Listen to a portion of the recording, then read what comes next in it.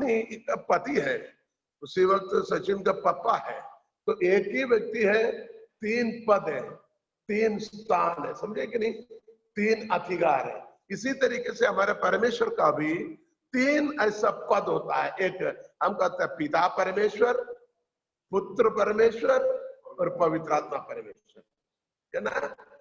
पिता यहोवा पिता परमेश्वर, अब यहोवा पिता परमेश्वर। दूसरा पुत्र यीशु मसीह परमेश्वर, बोलिए पुत्र यीशु मसीह परमेश्वर। यहोवा पिता परमेश्वर, पुत्र यीशु मसीह परमेश्वर, पुत्र यीशु मसीह परमेश्वर और पवित्र आत्मा परमेश्वर। पवित्र आत्मा परमेश्वर, तीनों परमेश्वर, तीनों मिलकर हमारे सर्वशक्तिमान परमेश्वर, जो तीसरे पिता, पुत्र और पवित्र आत्मा कहा जाता है। हालेलुया। हमें इतने वजन में प्रकट किया है। कुछ लोग इसको चीरा फाड़ी ऑपरेशन कर कर बताएंगे ऐसा नहीं, वैसा है, वैसा नहीं, ऐसा है। हमें उससे कोई मतलब नहीं है। हमें हमारा परमेश्वर जीवित है। हालेलुया। वो हमारे सर्वशक्तिमान है, वो सर्वज्ञानी है, वो सर्वव्यापी है ना। वो सनातन काल का परमेश्वर है, वो सारी सृष्टि के कर्ता है, वो विलंब से क्रोध करने वाला है, वो अद्भुत युक्ति करने वाले सामर्थ्य पराक्रमी है, वो आनंद जीवन का स्वामी है। आप किसी को शक है तो फिर ऐसे क्यों वैसे क्यों, वो पूरी शक एक दिन हमारे पूरे हो जाएंगे। कब? जब हम परमेश्वर के पास जाएंगे तब हम क्या करेंगे, हमारे पूरे शक पूछने की जरूरत नहीं।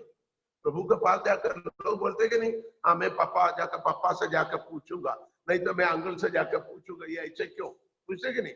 लेकिन प्रभु के पास जाकर पूछने की जरूरत नहीं है। क्यों जरूरत नहीं? प्रभु के पास आता है तो सब कुछ प्रकट हो जाता है। क्योंकि पहला कोरिन्थी 13 अध्याय में कहता है, अभी हम क्या करता, थोड़ा थोड़ा करके से हम आंशिक रूप से हम देखते हैं, है ना। अभी हम धुंधला सा देखते हैं, बाइबल ऐसे लिखा, धुंधला सा देखते हैं। लेकिन जब हम उसके पास जाएंगे, धुंधला सा नहीं बल्कि सब कुछ साफ साफ दिखाई देगा। पहला कोरिन्थी 13 अध्याय में लिखा हुआ है ना। अभी हम क्या करता है, जैसे आईने में धुंधला सा, आईने में देखते हैं लेकिन धुंधला सा देखते हैं। क्या धुंधला सा देखते हैं? हमारे परमेश्वर मोटा है क्या, पतला है क्या, तीन है क्या, ये है क्या, कैसे रहता, दाढ़ी है क्या, दाढ़ी नहीं है क्या, आत्मरूपी है क्या, शरीर रूपी है क्या। अभी हम धुंधला सा देखते हैं। आप मिलके तो पढ़िए पहला कोरिन्थी 13 अध्याय के अंदर जो आखिरी आयत में जाने से पहले। हालेलुया। अभी हम दर्पण में धुंधला सा, अभी हम दर्पण में धुंधला सा दिखाई देता है। आगे, परंतु उस समय आमने सामने देखेंगे। इस समय मेरा ज्ञान अधूरा है। अभी मेरा ज्ञान अधूरा है। अभी मेरा और आपका ज्ञान जो है वो बिल्कुल अधूरा है। लेकिन परमेश्वर के सामने आने से पूरी पूरी पहचानेगा। इसको समझा गया है? पूरी पूरी पहचानेगा। इसका मतलब अभी हमारा ज्ञान अधूरा है। 3 परमेश्वर है क्या, या एक ही है क्या, एक है क्या, 3 है क्या, आत्मा है क्या, शरीर है क्या, प्राण है क्या, पिता है क्या, पुत्र है क्या, पवित्र। इस प्रकार क्या होता है, हमारी ज्ञान अभी अधूरी है, अधूरा है। जैसे आईने में धुंधला सा देखता है, लेकिन उस समय जब हम उसके पास जाएगा, हम सब कुछ साफ साफ हालेलुया दिखाई देगा। तब हमारा ज्ञान अधूरा नहीं होगा। इसलिए मैंने कहा वहां जाकर पूछने की जरूरत नहीं। वहां जाते से सब कुछ क्या हो जाता, वहां जाते से सब कुछ क्लियर। ऐसे भी अरे बाप रे, हम पृथ्वी में बैठकर कितना भी सोचा, कितना प्रार्थना किया, कितना उपवास किया, कितना हमने वचन सीखा, तभी ये बात हमें प्रकट नहीं हुआ। अभी देखो किसी से पूछने की जरूरत ही नहीं पड़ा, आते से सब कुछ साफ साफ नजर आता है। तो हम यही बताने के लिए इतने से बात पे लिया है अब हम जो आयत को पढ़ा वहां पर आएंगे। इफिसियों की पत्री 4 अध्याय 30वीं आयत में क्या लिखा हुआ है? परमेश्वर की पवित्र आत्मा को शोकित मत करो। शोकित मत करो। शोकित का मतलब क्या? दुखित मत करो। जिससे तुम पर छुटकारे के दिन के लिए छाप दी गई। जिससे तुम पर छुटकारे के दिन के लिए छाप दी गई। ध्यान से सुने, हमारे अंदर परमेश्वर ने क्या दिया हुआ है? उसकी आत्मा को दिया है। आपको समझने के लिए, पुराने नियम में पिता परमेश्वर कार्य करता था और नए नियम में प्रभु यीशु मसीह कार्य करते थे। लेकिन यीशु मसीह स्वर्गारोहण होने के बाद में पवित्र आत्मा कार्य करता है। इसलिए यीशु ने बोला, मेरा जाना तुम्हारे लिए फायदे है। मैं जाकर पिता से विनती करूंगा, एक और सहायक अर्थात दूसरी मददगार जो सहायक पवित्र आत्मा भेजूंगा, वो तुम्हारा साथ हमेशा सदा सर्वदा रहेगा। तो पवित्र आत्मा अभी हमारे साथ कौन है? पवित्र आत्मा है। अब कहता है इसलिए पवित्र आत्मा को क्या नहीं करना? शोकित, दुख नहीं पहुंचाना। जैसे हम रूठ जाते हैं, गुस्सा होता है, दुखित होता है, वैसे पवित्र आत्मा भी क्या हो जाता? दुखित हो जाता। इसलिए हमें क्या नहीं करना? पवित्र आत्मा को दुखित नहीं करना। करने से क्या होता है? दाऊद कहता है, तू अपनी आत्मा को मुझसे अलग ना करना। भजन संहिता 50 में कहता, तू अपने पवित्र आत्मा को मुझसे अलग ना कर। इसका मतलब पवित्र आत्मा हमसे अलग हो सकता है। यदि मैं सचिन को कोई चीज दे सकता हूं तो मैं कभी ले भी, मैंने मेरे बेटे को कोई चीज दे दिया है तो कभी मुझे जरूरत पड़े तो मैं उसे, जब वो सही तरीके से उसको इस्तेमाल नहीं करेगा तो मैं क्या कर सकता? मैं उसे वो छीन सकता है, ले सकता है। वैसे ही हमारे अंदर दिया वो पवित्र आत्मा को हम शोकित करेगा तो, दुख पहुंचाएगा तो वो हमसे कभी भी वापस ले सकता है।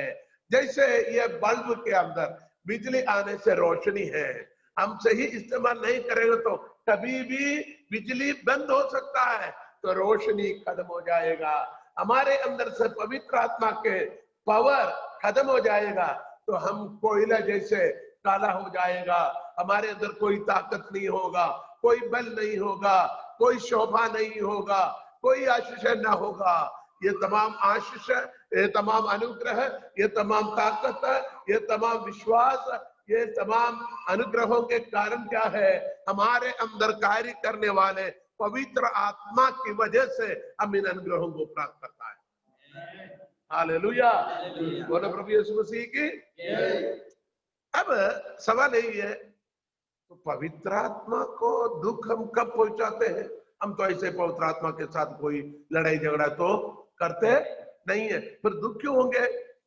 हम कुछ आयतों को सीखेंगे। पवित्र आत्मा दुख कब होता है, कैसे होता है? क्योंकि वचन कहता है पवित्र आत्मा को दुख नहीं पहुंचाना। पूछ के तो पवित्र आत्मा हमें छोड़कर जाएगा।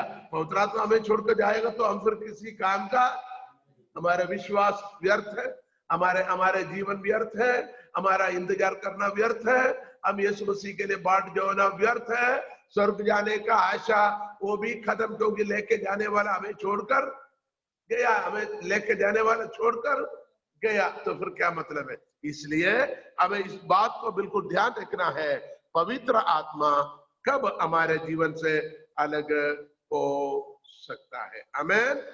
इसलिए आप आयत पहला कुरिन्थी 3:16 और 17 हम सबको मालूम है, आयत मालूम है, नहीं तो आपको अभी याद करना। पहला कुरिन्थियों 3:16 और 17 पढ़िए। क्या तुम नहीं जानते?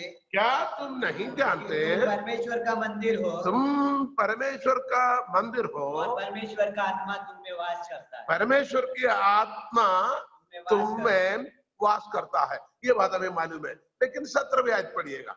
यदि कोई परमेश्वर के मंदिर को, यदि कोई परमेश्वर के मंदिर को नष्ट करेगा, तो परमेश्वर उसे नष्ट करेगा। वो परमेश्वर उसे नष्ट करेगा।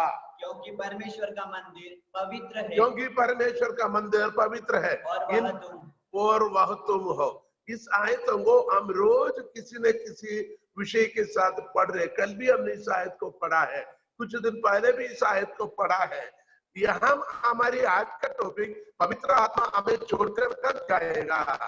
पवित्र आत्मा या परमेश्वर की आत्मा पवित्रताई की आत्मा। ध्यान से सुनो, परमेश्वर की आत्मा इधर मुझे देखना, उधर नहीं, घर जाकर उसको देखना, अभी मुझे देखना।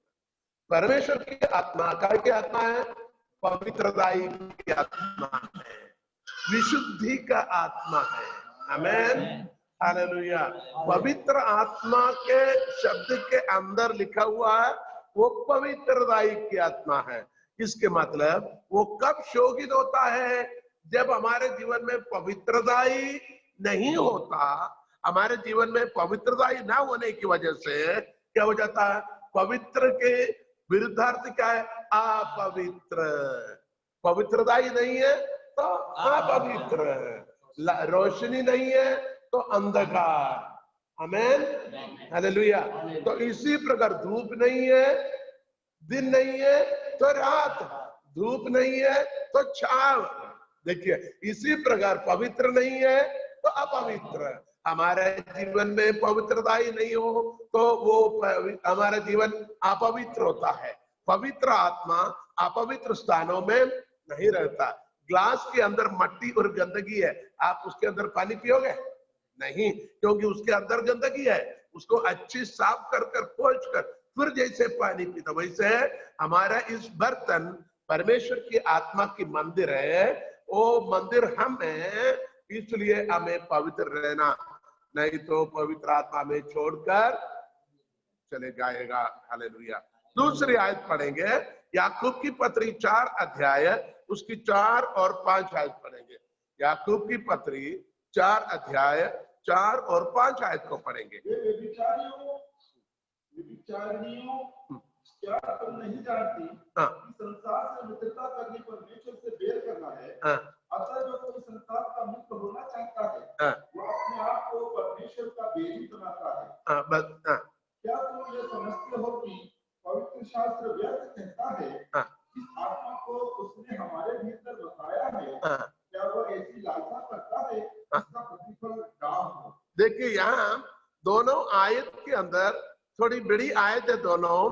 यहाँ पर ये लिखा हुआ है, जब हम दुनिया के साथ मिलजुल जाते हैं, दुनिया के साथ,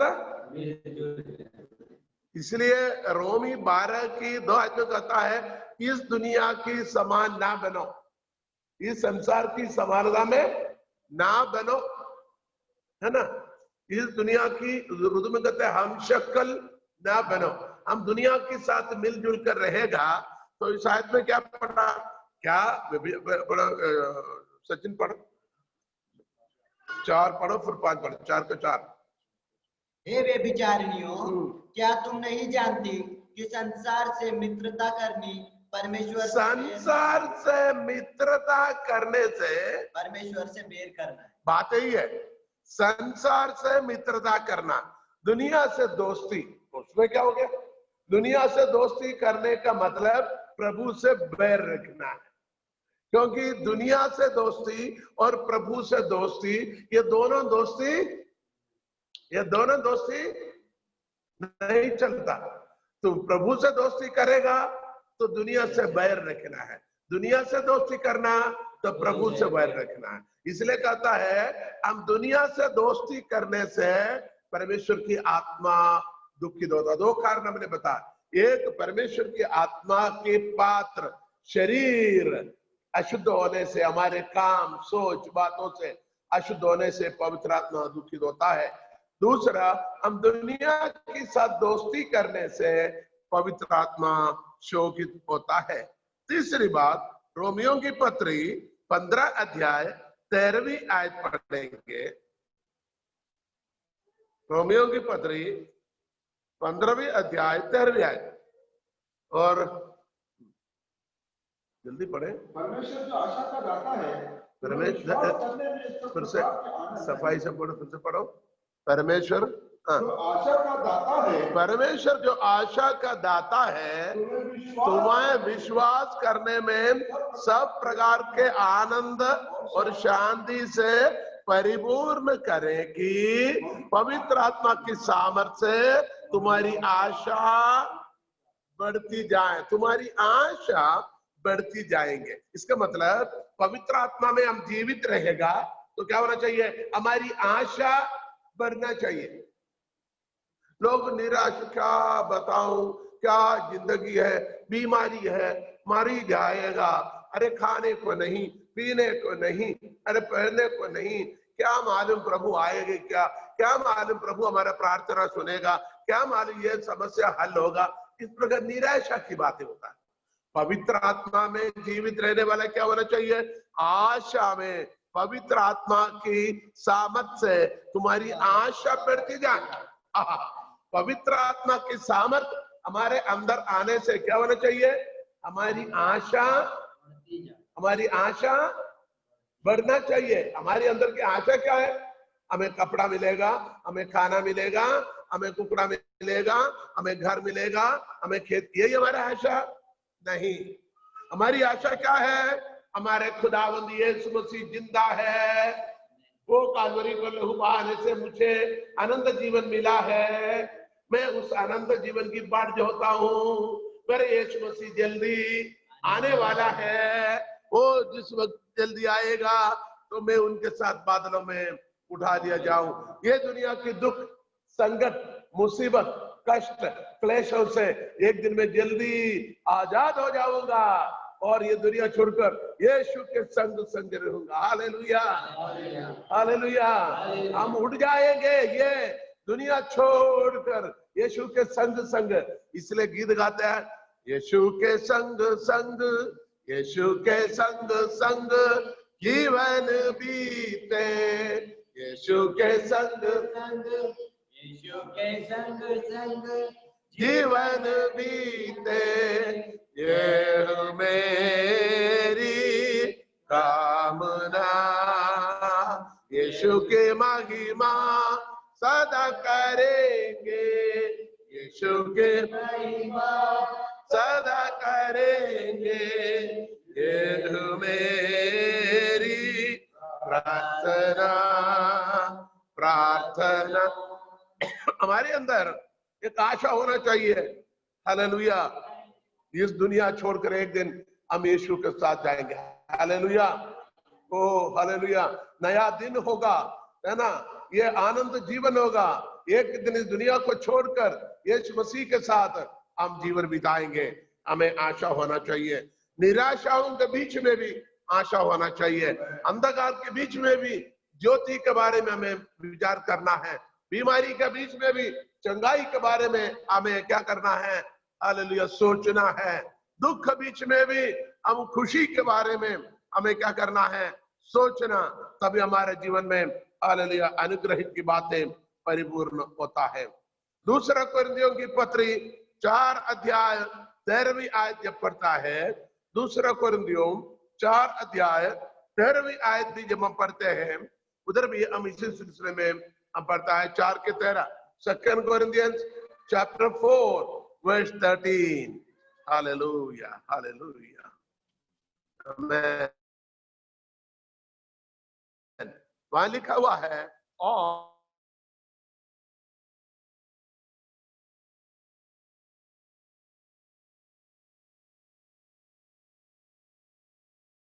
पवित्र आत्मा की दूसरा नाम विश्वास की आत्मा, विश्वास देने वाली आत्मा, विश्वास में बढ़ाने वाली आत्मा। हालेलुया। इसलिए कि हमें वही विश्वास की आत्मा है जिसके विषय से लिखा है कि मैंने विश्वास किया, इसलिए मैं बोला। हाँ, मैंने विश्वास किया और इसलिए मैं बोला है, मैंने इसलिए लिखी गई। आगे पढ़िएगा।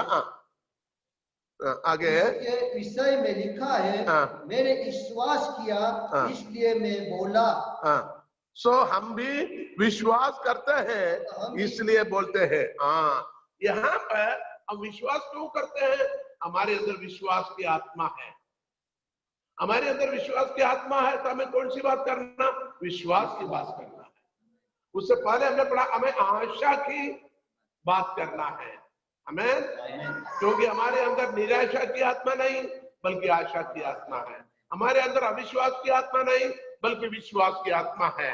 इसलिए हालेलुया हमें विश्वास की बातों को हमें हालेलुया बताना जरूरी है। तो पहली बात हमने क्या देखा? हमारे शरीर को जब पाप के लिए हम समर्पित करता है तो पवित्र आत्मा शोकित होकर हमें छोड़कर चले जाता है। नंबर 2, जब हम दुनिया के साथ मिलजुल जाता है तो परमेश्वर शोकित होता है और हमें छोड़कर चले जाता है। इसके बाद जब अविश्वास और शक में पूरे जीवन बिताएगा तो आत्मा शोकित होता है। आत्मा कहता है अरे यार मैंने इसके अंदर विश्वास की आत्मा दिया, आशा की आत्मा दिया, फिर भी ये हमेशा क्या बात करते हैं? ये निराशा की बात करते, शक की बात करते, दुख की बात करते। तो इसी पर परमेश्वर की आत्मा शोकित हो जाता है। आमीन। तो 3 बातें हमने सीखा। चौथी बात, गलातियों की पत्री 5 अध्याय 22वीं आयत, गैलेशियन चैप्टर 5 वर्स 22, 5 की 22, और रोमियो की पत्री 5 का 5। ये दोनों आत्मा का फल प्रेम, आनंद, शांति, धीरज, कृपा, भलाई, विश्वास, नम्रता और संयम है। देखिए आत्मा के फल वहां लिखा हुआ है प्रेम, बल्कि वहां 9 प्रकार के फल के बारे में लिखा हुआ 9 फल है, लेकिन 9 फल की पहली शब्द क्या है? और आत्मा के फल प्रेम। ध्यान से सुने, यहां 1 से ज्यादा फल है तो वो फल लिखने के फलों लिखने क्या? बहुवचन में आत्मा के फलों के नाम, फलों बहुवचन होना था, लेकिन परमेश्वर की आत्मा के फल एक वचन लिखा हुआ। अंग्रेजी में फ्रूट लिखा हुआ, फ्रूट्स नहीं, एस नहीं, एस लिखेगा तो बहुवचन होता है। इसका मतलब कहीं ना कहीं ग्रामेटिकल फर्क है या परमेश्वर के वचन में कोई सच्चाई है। परमेश्वर के वचन की सच्चाई क्या है? ये 9 फल से भी सबसे महत्वपूर्ण फल प्रेम है। हम 9 फल या 90 फलों की बात करो, क्या 9 नहीं 90 फलों की बात करो, ये सब आत्मा के फल है। लेकिन परमेश्वर के वचन कहता सबसे महत्वपूर्ण प्रथम स्थान का आत्मा के फल क्या है? प्रेम। मैं 1-2 शब्द में बताता हूं। इधर लिखा हुआ प्रेम, और क्या है? हालेलुया, आनंद, मेल, धीरज। प्रेम नहीं हो तो आनंद नहीं है। प्रेम के विरुद्ध क्या है? नफरत, गुस्सा, घृणा, नफरत। नफरत में आनंद कैसे आएगा? मैं आपको देखकर हमेशा गुस्सा में नफरत करता हूं तो आनंद कैसे आएगा? तो आनंद आना तो पहले क्या होना चाहिए? प्रेम होना चाहिए। तीसरा क्या है? शांति, मेल, आनंद, मेल। अब उधर क्या नहीं है? प्रेम नहीं तो आनंद नहीं है ना, मेल नहीं है और धीरज नहीं है। धीरज चाहिए तो क्या चाहिए? प्रेम चाहिए। प्रेम हो तो आनंद है, प्रेम हो तो मेल है, प्रेम हो तो धीरज है, प्रेम हो तो कृपा है, प्रेम हो तो भलाई है, प्रेम हो तो विश्वास है, प्रेम हो तो नम्रता है, प्रेम हो तो संयम है। प्रेम नहीं है तो कुछ भी नहीं है। प्रेम नहीं तो आपको समझ आएगा कि नहीं? भलाई का मतलब क्या? किसी को कुछ मदद करना, किसी के ऊपर करना उसके लिए क्या होना चाहिए? प्रेम होना चाहिए। कुछ आपके प्रति प्रेम नहीं तो तुम मर भी जाएगा तो क्या बोलेंगे? आप डूब रहे तो मुझे क्या फर्क पड़ता। यदि प्रेम हो तो क्या करेगा? अरे उनको बचाने की कोशिश करेगा। भूखे हो उनको खिलाएगा, किसी भी तरीके से। बीमार हो तो हालचाल पूछेगा, भैया तकलीफ में क्यों? ये सबका पीछे कौन सी फल होना चाहिए? प्रेम। प्रेम नहीं तो कहता है कटा हुआ उंगली में नमक तक, कहते कि नहीं उंगली कट गया, थोड़ा सा नमक डाल दो भैया मेरा उंगली में, चोट लगे थोड़ा सा नमक डालो, हम नमक तक नहीं डालेंगे, क्यों? प्रेम नहीं। तो प्रेम हो तो नमक क्या, तुरंत हम कपड़ा लाएंगे, पोंछेंगे, उसको क्या करेंगे, बांधा बूंदी पट्टी लगाएंगे। नमक डालने से जलन होता है। अरे भैया प्रेम नहीं है तो नमक भी नहीं डालेगा। प्रेम हो तो आपके लिए जो कुछ सेवा की जरूरत है सब कुछ पूरा किया जाएगा। हालेलुया। तो प्रेम पवित्र आत्मा के फल प्रेम है। बाकी आप चलो, बाकी जो 8 वो उसका सब फ्रूट्स है, उसके उपफल है। जो प्रधान फल प्रेम है, वो प्रेम के साथ बाकी सब कुछ है जुड़े हुए हैं। आमेन। तो यहाँ में टॉपिक क्या है? पवित्र आत्मा शोभित होता है। हम दूसरों के प्रति हमारा प्रेम जब नष्ट होता है, औरों के प्रति हमारी प्रेम नष्ट होता है, तो पवित्र आत्मा दुखित होता है। पवित्र आत्मा बोलेंगे मैं प्रेम की आत्मा से इसको भरा है, लेकिन अभी देखिए सामने वाले के साथ वो क्या करता है? प्रेम नहीं बल्कि नफरत की बातें करता है। ये कैसे आत्मीय करके पवित्र आत्मा शोभित होता है और हमें छोड़कर जा सकता है। हालेलुया। रोमी 5:5 भी पढ़िए। रोमियों की पत्री। और आशा से लज्जा नहीं होती, आशा से लज्जा नहीं होती, क्योंकि पवित्र आत्मा जो हमें दिया गया है, पवित्र आत्मा जो हमें दिया गया है, उसके द्वारा परमेश्वर का प्रेम हमारे मन में, उसके द्वारा परमेश्वर का प्रेम हमारे मन में। आहा, परमेश्वर का प्रेम किसके द्वारा? ऊपर की आयत पढ़ो ना। पवित्र आत्मा जो हमें दिया गया है, पवित्र आत्मा हमें दिया गया, इसी वजह से परमेश्वर का प्रेम हमारे मन में डाला गया है। जब हमारे अंदर उस प्रेम नहीं है तो पवित्र आत्मा हमें छोड़कर चले जाएगा, कोई सवाल नहीं उठता। पवित्र आत्मा बोलेगा मैंने इसके अंदर क्या डाला? प्रेम डाला है। अब ये प्रेम की भावना नहीं हो रहे, इसलिए मैं इसे बाय बाय करके चले जाता हूं। तो पवित्र आत्मा दुखित होकर वापस कब जाता है, क्यों जाता है करके हमने देख रहा है। 4 बातों को हमने सीखा। 5वीं बात को देखिए, रोमियों की पत्री 8 अध्याय 26 और 27 आयत पढ़ेंगे। रोमियों की पत्री 8 अध्याय 26 और 27। आत्मा भी हमारी दुर्बलता में सहायता करता है। आत्मा हमारे दुर्बलता में सहायता। तो पवित्र आत्मा सहायता की आत्मा। कब सहायता? जब हम दुर्बल होता है, जब हम दुर्बल होता है तो हमें क्या करता है? सहायता करता है। पढ़िए। हमारे दुर्बलता में सहायता करता है, क्योंकि हम नहीं जानते कि प्रार्थना किस रीति से करना चाहिए। हालेलुया। इसका मतलब यहाँ विषय प्रार्थना है। तो पवित्र आत्मा हमारी प्रार्थना में सहायता कर, नीचे लिखा हुआ, परंतु आत्मा आप ही ऐसी आहें भर भर कर जो बयान से बाहर है हमारे लिए विनती करता है। पवित्र आत्मा हमारी प्रार्थना के दुर्बलता में हमारी सहायता करता है, नंबर 1। नंबर 2, वो आहें भर भर कर हमारी प्रार्थना में सहायता करते हैं। आमीन। तो पवित्र आत्मा हमारी प्रार्थना में सहायता।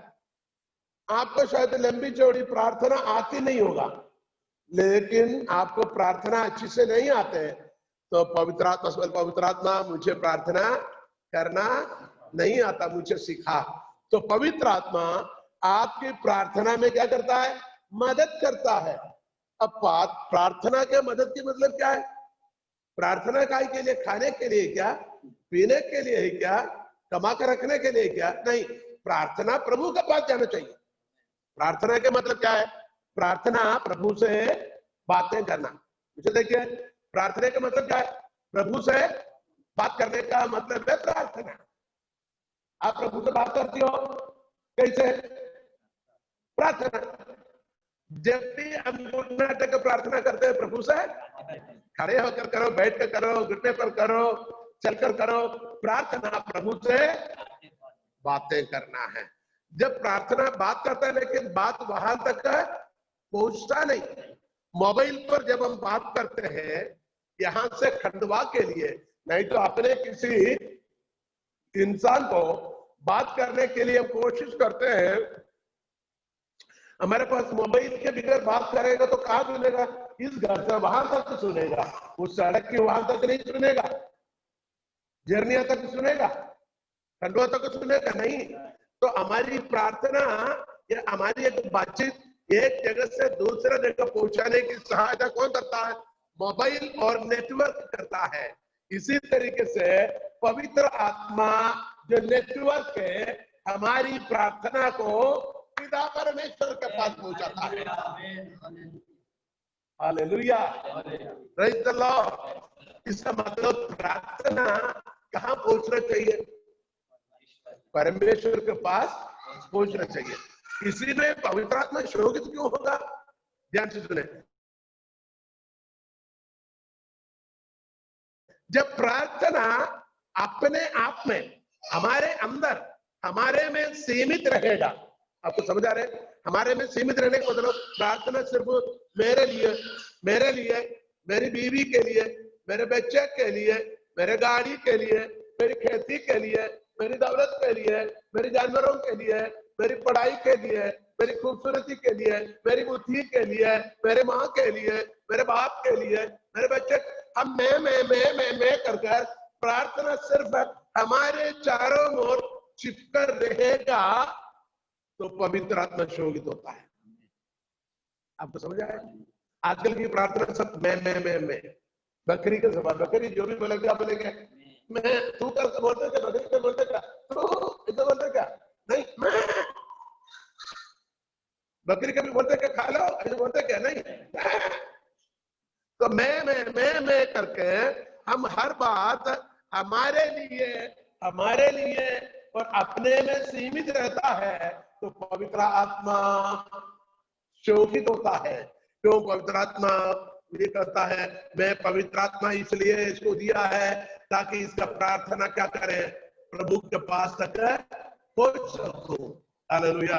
और प्रार्थना औरों के लिए प्रार्थना करें, दुश्मनों के लिए प्रार्थना करें, पड़ोसी के लिए प्रार्थना करें, कलीसिया के लोगों के लिए प्रार्थना करें, विश्वासियों के लिए प्रार्थना करें, पासवानों के लिए प्रार्थना करें, हालेलुया, देश के लिए प्रार्थना करें, अधिकारियों के लिए प्रार्थना करें, नाश होने वाले मानव जाति के लिए प्रार्थना करें। लेकिन ये सब हम भूल जाता है, हर बात में मैं मुझे चाहिए, मेरे लिए कर कहते रहेगा तो पवित्र आत्मा शोभित होता है। क्या होता है? पवित्र आत्मा शोभित, दुखित होता है। इसलिए हमारी प्रार्थना हमेशा क्या होना चाहिए? हालेलुया, प्रभु को सुनाई देना चाहिए। प्रभु हमारी प्रार्थनाओं में प्रसन्न होना चाहिए। क्या होना चाहिए? प्रसन्न होना चाहिए। पढ़िएगा यूहन्ना के सुसमाचार 16 अध्याय 13वीं आयत पढ़िए। 16 की 13वीं आयत, यूहन्ना की सुसमाचार 16 अध्याय 13वीं आयत। परंतु जब वह अर्थात सत्य का आत्मा आएगा तो तुम्हें सब सत्य का मार्ग बताएगा। सत्य की आत्मा आएगा तो तुम्हें क्या बताएगा? सत्य का मार्ग बताएगा। हाँ, सत्य के मार्ग तुम्हें बताएगा। पवित्र आत्मा तब दुखी होता है जब हम वचन को स्वीकार नहीं करते हैं। सत्य की आत्मा का सत्य क्या है? सत्य कौन है? प्रभु यीशु मसीह। मार्ग, सत्य और जीवन में हो। तो हमें क्या करना है? सत्य को ग्रहण करना। सत्य कौन है? प्रभु यीशु मसीह, अर्थात वचन। आदि में वचन था, वचन परमेश्वर के साथ था और वचन परमेश्वर था और सब कुछ उस वचन के द्वारा उत्पन्न हुआ। वचन देहधारी हुआ और आत्मा और सच्चाई से भरपूर होकर हमारे बीच में दरा किया। इसका मतलब पवित्र आत्मा तब दुख होता है हम वचन को स्वीकार। देखो, आपको पता है, मेरे अनुभव बता रहा हूं, जब मैं कलीसियाओं में लोगों को बड़े सामर्थ्य के साथ परमेश्वर की वचन में जरा सा भी मिलावट ना करते हुए, हालेलुया, किसी दोधारी तलवार से भी चोखा तेज वचन को जब लोगों को बताता है, लोग अपने चेहरा बिल्कुल ऐसा करेगा, क्यों? उनको उस वचन पसंद नहीं आया। सत्य को अस्वीकार करना, यानी अस्वीकार का मतलब तिरस्कार करना, सत्य को तिरस्कार करना। सत्य को तिरस्कार करने से परमेश्वर की आत्मा शोकित होता है। इसलिए परमेश्वर के वचन, खुदावंद की कलाम हमें यह सिखाता है, जब जब खुदा अपने कलाम हमसे फरमाता है, खुदावंद की जिंदा कलाम जब खादमों के द्वारा आपके पास पहुंचते हैं, नबियों के द्वारा, नबूवत के द्वारा जब आपके पास पहुंचते हैं और किताबें और खतों के द्वारा पहुंचते हैं, उसको हमें इनकार नहीं करना, बल्कि खुदा के कलाम को हमें दोनों हाथ बढ़ाकर पूरे दिल से उसे ग्रहण करना, कबूल करना अनिवार्य है, नहीं तो पाक रूह रंजीदा हो जाता है। तो पवित्र आत्मा अर्थात पाक रूह रंजीदा कब होता है? आप किसी को मारा पीटी मत करो, चाकू मत मारो, गाली मत दे दो, सिर्फ वचन चर्च में बैठा है, प्रभु के खादमों के द्वारा, दासों के द्वारा वचन की सेवकाई हो रहे हैं, मनाती हो रहे हैं, लेकिन तुम इधर उधर देख के बैठो और बोलता हाँ ये प्रचार थोड़ा खत्म करे हो तो अच्छा था, ये बहुत देर हो गया, क्या बार बार इतना लंबे चौड़े प्रचार करना, इतना तुम सोचोगे तो पवित्र आत्मा दुखित होता है। इसको समझ आ गया है? क्योंकि हालेलुया, सत्य को, यानी उसको उर्दू में हक कहता है, हक को कबूल ना करते हुए जब उसको इनकार करता है, पाक रूह रंजीदा होता है, शोकित होता है और हमें छोड़कर जाएगा। हालेलुया। इसलिए हमें क्या करना है? हमें हमेशा खुदावंद की जिंदा पाक कलाम को किसी के द्वारा, टीवी के मार्फत, रेडियो के मार्फत, यूट्यूब के द्वारा, मोबाइल के द्वारा, किसी खादम के द्वारा, किसी किताबों के द्वारा, हमें जब भी कलाम मिलते हैं, दोनों हाथ से पूरे दिल से उसको कबूल करना और उसे ग्रहण करना और उसी पर हमें चलना जरूरी है। उनको विधियों को पालन करके आगे बढ़ना जरूरी है। हालेलुया। इसलिए नहीं तो क्या होगा?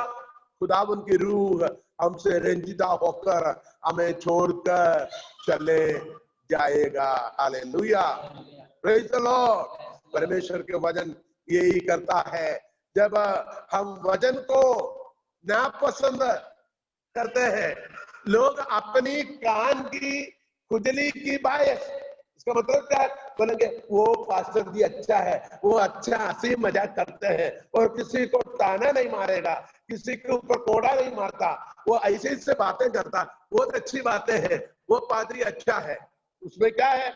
आपके कान की इच्छा के मुताबिक, आपके मन की ख्वाहिश के मुताबिक आप यदि कलाम सुनना चाहोगे, खुदा के रूह दुखित होता है, रंजित होता है। खुदा की कलाम किसी दोधारी तलवार से भी चौका है।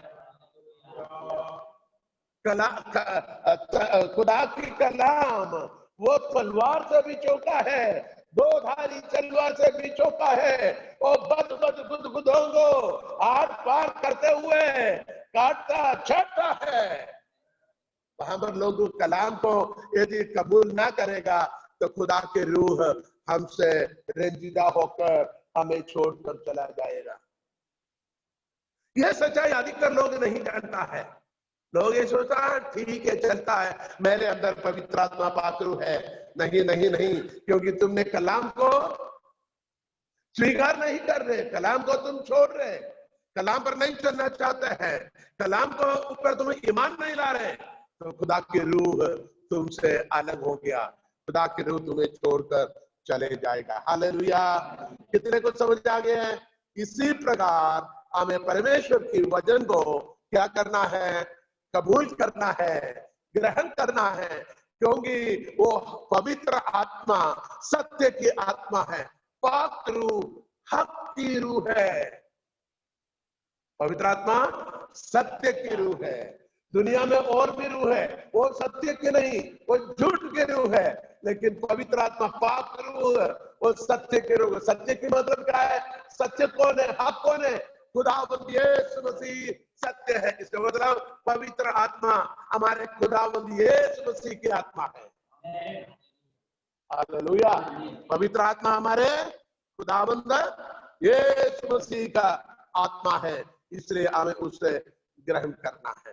एक और पद पढ़ेंगे हम, हालेलुया, कुरिन्थियों की पत्री 2 अध्याय उसके 10 से 14 तक पढ़िएगा। हालेलुया। पहला कुरिन्थियों 2 अध्याय 10 से। हे भाइयों, हाँ। मैं तुमसे हमारे प्रभु यीशु मसीह के नाम से विनती करता हूँ कि तुम सब एक ही बात कहो और तुम में फूट ना हो, परंतु एक ही मन और एक ही मत होकर मिले रहो।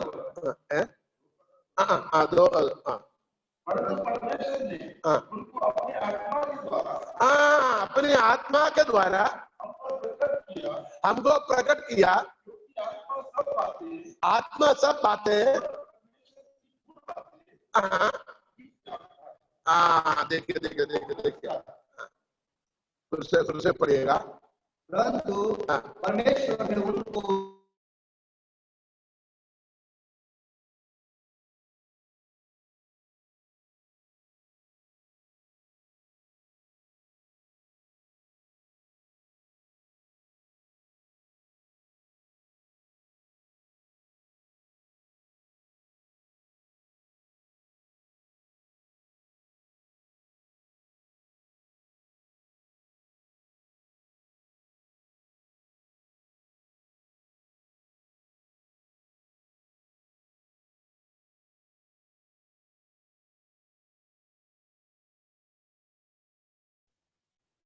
अंकल जी आवाज नहीं आ रही।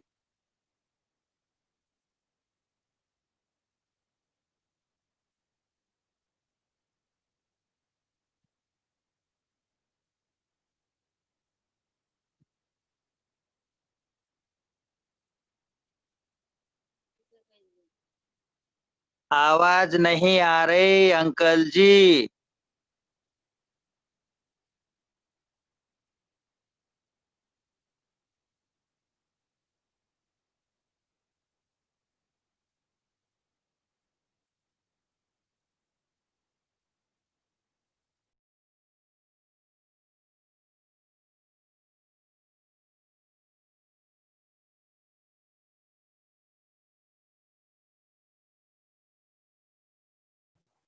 अंकल जी आवाज नहीं आ रही है बिल्कुल भी।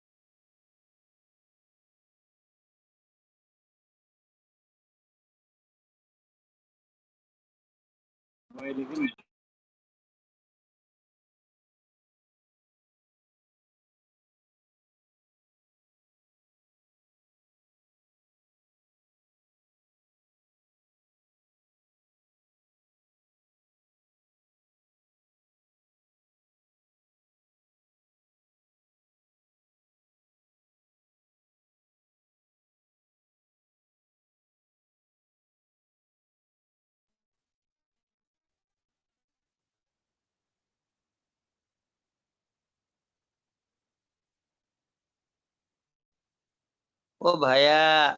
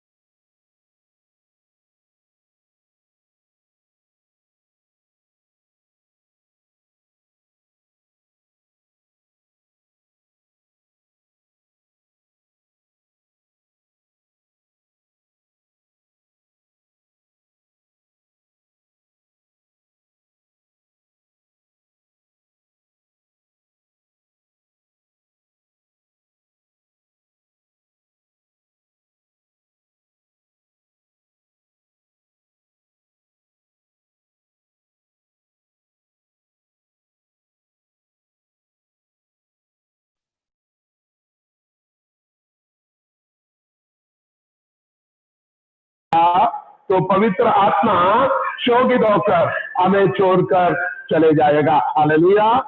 दूसरी बात है, हालेलुया, दूसरी बात, जब हम दुनिया के साथ दुनियादारी में मिलजुल जाता है तो पवित्र आत्मा हमें छोड़कर चले जाता है। तीसरी बात है, हालेलुया, पवित्र आत्मा जब पीड़ित होती है, जब हम संदेह पवित्र आत्मा पर शक करता है, पवित्र आत्मा पर शक करता है, तो पवित्र आत्मा हमें छोड़कर चले जाता है। पवित्र आत्मा तब दुखी होता है जो हमारे अंदर दूसरों के प्रति प्रेम ना होता है, दूसरों के प्रति प्रेम नहीं होता है, तो पवित्र आत्मा हमें छोड़कर चले जाता है। पवित्र आत्मा तब दुखी होता है जब प्रार्थनाएं हमारे जीवन के बारे में, अपने लिए, स्वयं के लिए प्रार्थना करते हैं। हम लालची होकर, स्वार्थी होकर स्वयं के लिए प्रार्थना करते हैं, तो पवित्र आत्मा बड़ी शोकित होता है। हालेलुया। पवित्र आत्मा तब शोकित होता है परमेश्वर के वचन को ग्रहण ना करते हुए वो वचन को वहीं के वहीं टाल देता है, वचन सुनने के बाद भी मनमानी के जीवन बिताता है, तो पवित्र आत्मा क्या होता है, हमसे दुखित होता है।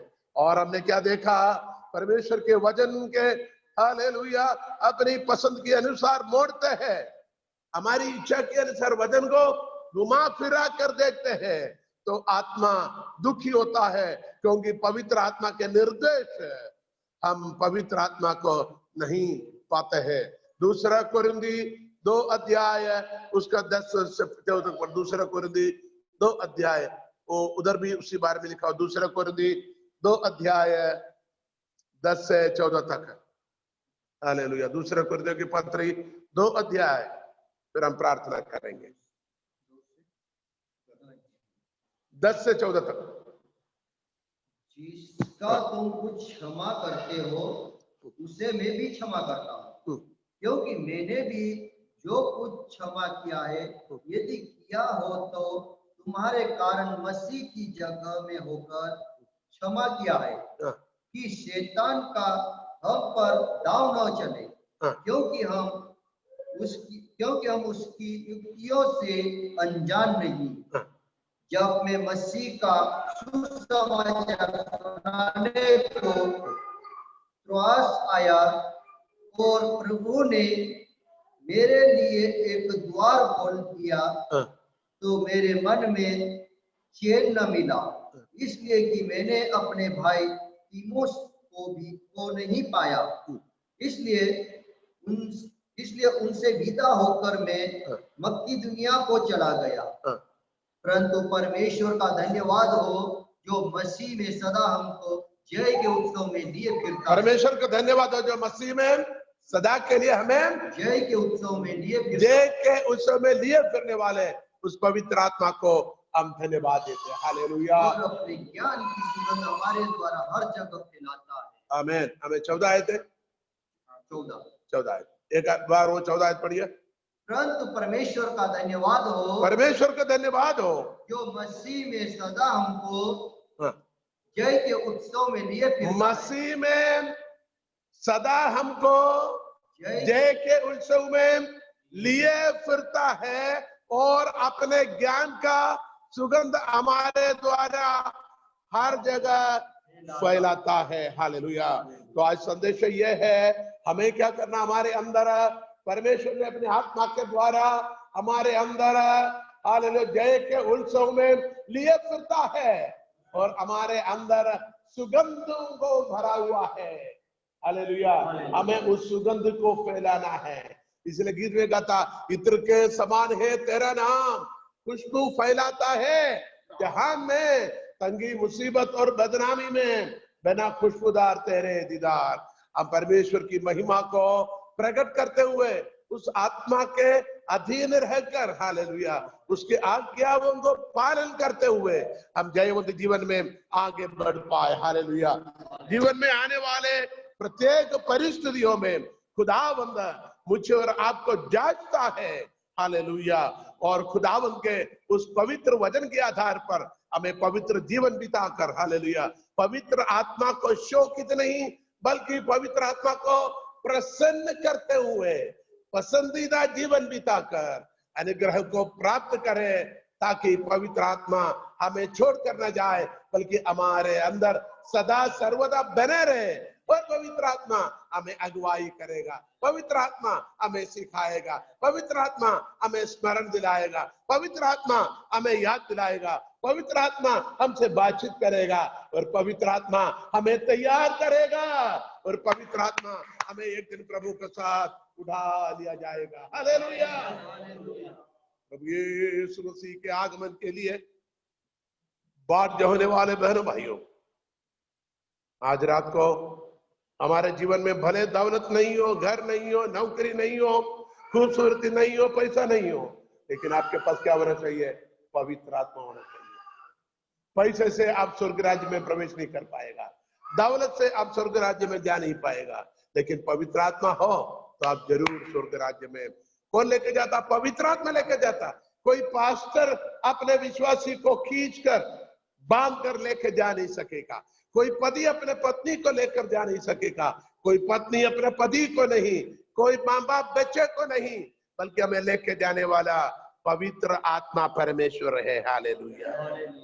प्रभु यीशु मसीह को मुर्दों में से जिस पवित्र आत्मा ने जिलाया है, उसी पवित्र आत्मा हमें भी इस नाशवान मृत्यु से जिलाकर अविनाशी जीवन में स्वर्ग की ओर ले लिया जाएगा। इसलिए मेरे प्रियजनों, बेटे बेटियों, परमेश्वर के पवित्र वचन पर विश्वास करते हुए अपने आंखों को बंद करते हुए समर्पण करें, प्रार्थना में चले। पिता परमेश्वर, हम धन्यवाद देते तेरे पवित्र वचनों के लिए। खुदावंद, जो वचन में सुनाया गया, उस वचन के आधार पर पवित्र जीवन बिताने में मदद कीजिए। खुदावंद, तेरे पवित्र आत्मा को शोकित ना करे, बल्कि हमेशा पवित्र आत्मा के अगुवाई में, अधीनता में रहकर हम जयवंत जीवन को आगे बढ़ा पाए। प्रार्थना सुना जाने के लिए धन्यवाद। यीशु मसीह के नाम से हम प्रार्थना करते हैं। Hallelujah, praise the Lord, hallelujah, hallelujah, hallelujah. जय देने वाले प्रभु यीशु को कोटि कोटि धन्यवाद। जीवन देने वाले प्रभु यीशु को जीवन का धन्यवाद। जय देने वाले प्रभु यीशु को कोटि कोटि धन्यवाद।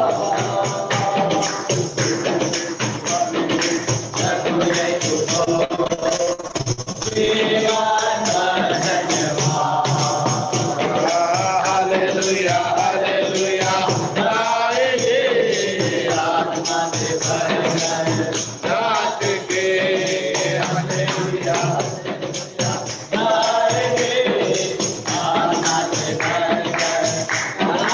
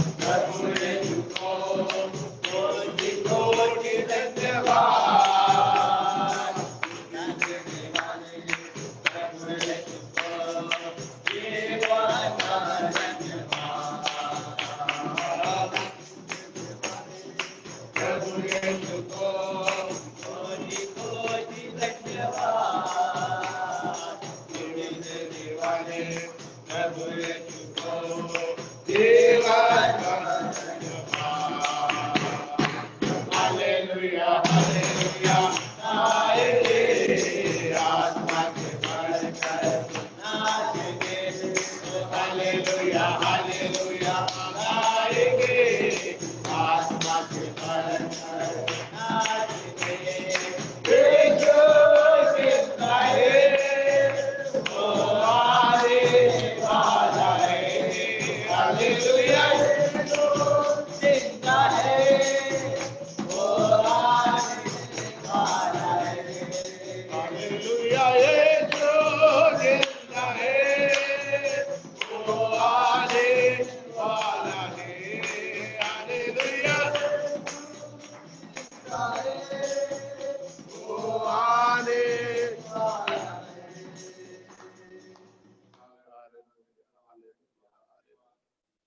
The Lord, praise the Lord, praise the Lord, praise the Lord. कौन प्रार्थना करेंगे?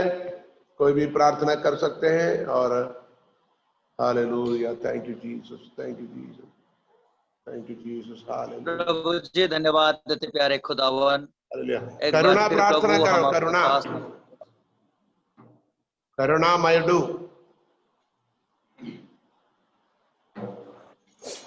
Hallelujah, hallelujah, hallelujah, hallelujah. धन्यवाद, धन्यवाद, धन्यवाद, धन्यवाद। और सर्वशक्तिमान जीते अनुग्रहकारी खुदावंद से पिता परमेश्वर जी, ओ पिता एक बार फिर मेरे पिता के सम्मुख आते हैं मेरे पिता परमेश्वर को, और एक बार फिर धन्यवाद, धन्यवाद देते हैं मेरे पिता परमेश्वर जी। ओ पिता कर सके मेरे पिता परमेश्वर प्यार भरी संगति के लिए धन्यवाद देती हूँ मेरे पिता परमेश्वर जी। ओ खुदावंद पिता परमेश्वर जी, बेशक मेरे पिता हम सब दूर है मेरे पिता परमेश्वर जी, फिर भी मेरे पिता ये माध्यम के द्वारा मेरे पिता हम सब मिलकर आपकी महिमा कर पाते हैं मेरे पिता। इसके लिए धन्यवाद, धन्यवाद देती हूँ मेरे पिता परमेश्वर जी। ओ पिता का धन्यवाद देती हूँ मेरे खुदा राज पिता परमेश्वर जी। ओ पिता महामारी के चलते हुए भी मेरे पिता अपने अपने लोगों को संभाल के रखा है मेरे पिता। इसके लिए धन्यवाद, धन्यवाद देते हैं मेरे खुदा राज पिता परमेश्वर जी। ओ पिता परमेश्वर के वचनों के लिए धन्यवाद देते हैं मेरे पिता परमेश्वर जी। ओ खुदा राज पिता प्रार्थना करते हैं मेरे पिता परमेश्वर जी।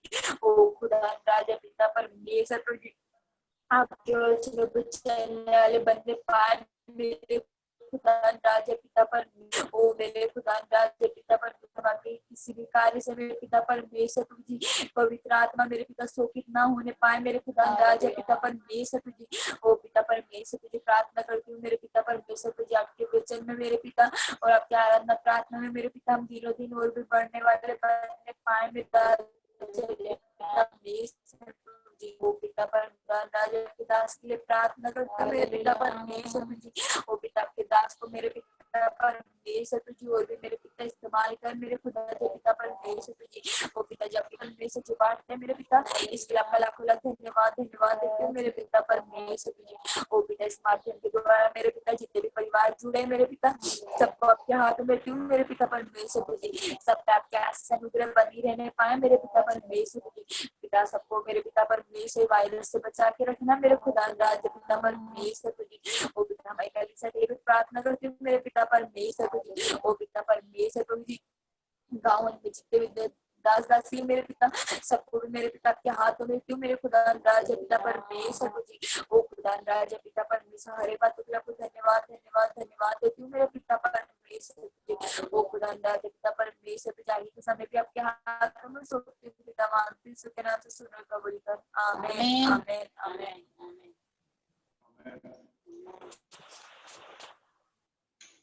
आमीन, आमीन। रेचल कहाँ है? रेचल के प्रेयर नहीं आज? रेचल कहाँ है?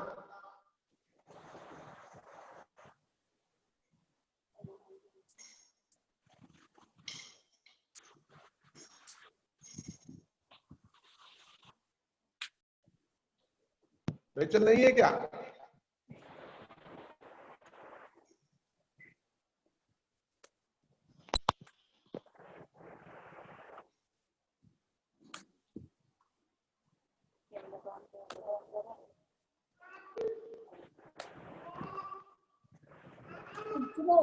रेचल आ रही है, अभी आ रही है।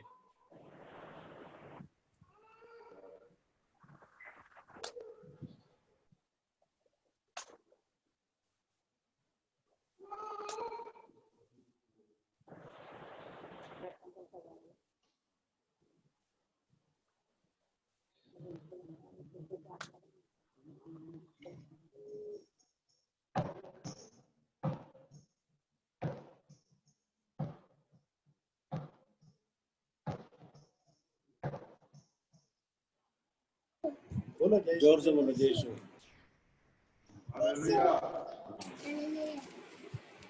जय यीशु। यहोवा मेरा, जोर से बोलो, चरवाहा है, मुझे कुछ घटी न होगी। वह मुझे हरी हरी चराइयों में बिठाता है।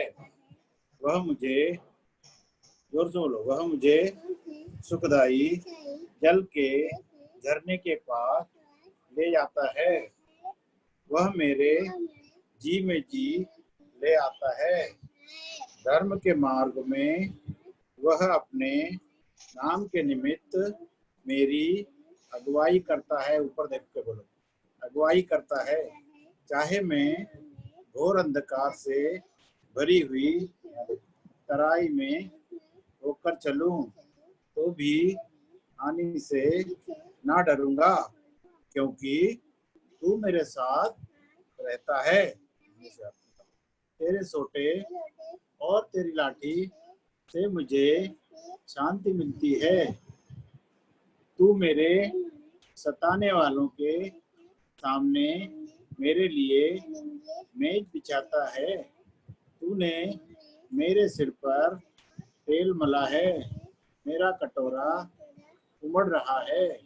निश्चय भलाई और करुणा